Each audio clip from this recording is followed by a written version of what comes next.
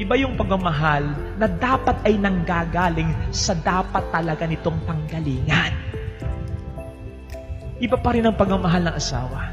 Iba pa rin ang pagmamahal ng anak. Iba pa rin kapag ang pagmamahal ay nanggagaling talaga sa kapatid, hindi sa kaibigan lang.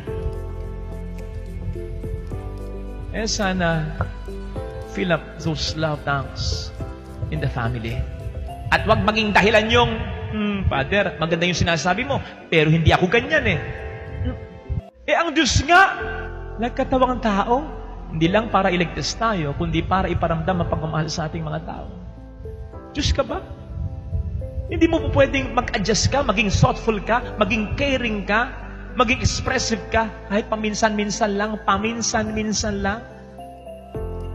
Pero ang datingan yan, matindi sa kalooban ng iyong minamahal. Malaking bagay yan.